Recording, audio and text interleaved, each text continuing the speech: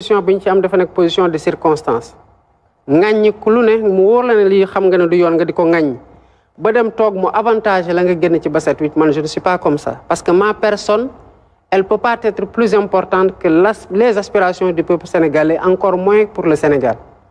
maintenant li nit ñi xaar nag au-delà de li ñuy wax ni bu dee opposition bi man dem leen di sant te ku ci ne ci ñoom na xam ne lu muy wax maa ngi koy dégg xam lan moo tax parce que gëm naa ne même ñiy wax sax pour opposer wu kese bés dina ñëw ñu wax loo xamante ne dëgg la ak njëriñ la te bu boobaa dama koy jël doxal ko pour njëriñu askanu Sénégal mais bu dee seen agenda nag mooy ñoom ñaar tôt ou tard dañu am problème ñaar ñi ànd di ñooy am problème que mu nekk jëkkër ak jabar mag ak rak papa ak doom yaay ak doom xarit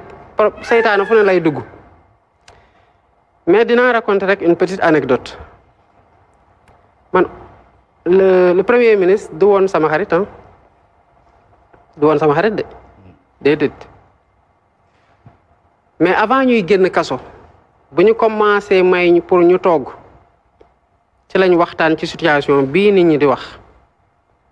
mu wóor ma ne li ko mën a def rek mooy kii ñëw wax fii dem wax fële wala di wax fii di wax fële en tout cas ñi compter par exemple pour pousse ma ba ma gis sama bopp moom na ñu noppal man je suis pas comme ça je suis quelqu'un de très lucide de très froid et de très humble kenn mënul di wax président premier ministre daf lay def de l'ombre nangam daf lay def parce que nekkoon naa sous son nom te tey maa ko yilif te nangu na ko kon loolu c'est pas un problème maintenant mu des lan mooy est-ce que nit mën na dem wax fee nit dem wax fee est-ce que réeroo nañ non duñu réeroo parce que dañuy waxtaan tout le temps et c'est qu'on a décidé ci kaso bu ñu waxtaanee xool situation bi tey mu ne ko c'est vrai c'est des risques mais peut-être y a une solution mu ne ma laquelle ma ne ko nañ nekk xarit mu ne ma kon nekk ñu woon xarit mu ne ko non dañu doon ànd sur un projet en toute loyauté mais ne ko woon sama xarit miinoon naa la nag daan naa la bàyyi xel di la déglu mais ne ko woon sama xarit donc fu mu nekk ne avant ñu doon génn kaso kii nekk président kii nekk premier ministre ay xarit lañ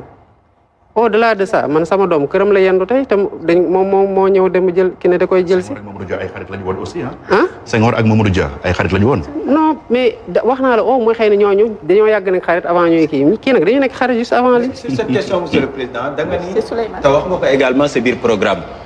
nga jàpp ni président de la République bu Sénégal dafa bëri pouvoir.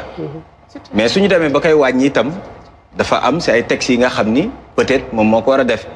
est-ce que tey jëlee foofu la ñu toll maanaam est-ce que da nga ndell lenn say pouvoir jox ko jamono jëlee wala déet. non c'est pas encore fait parce que ça nécessite des réformes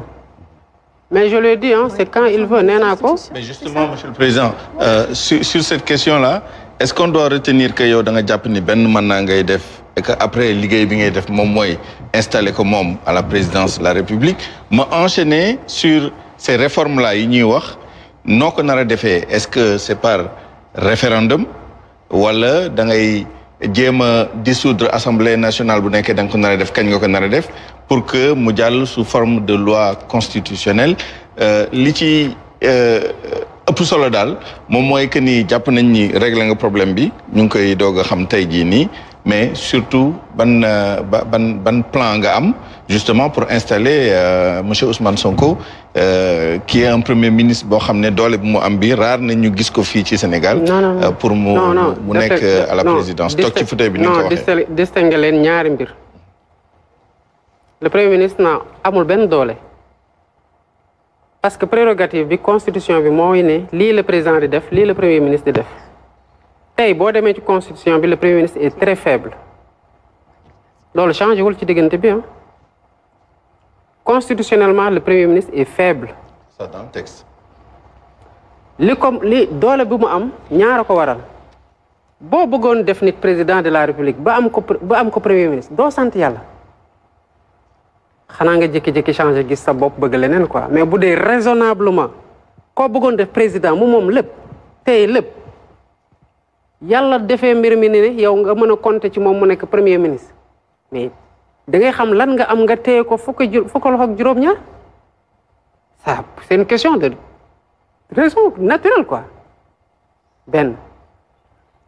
j'avais dit que dañoo war a wàññi les pouvoirs du président yokkal ko le premier ministre pour équilibrer au sein de l'exécutif instant yi nii rôle bu lu mu amee nii xam lan moo ko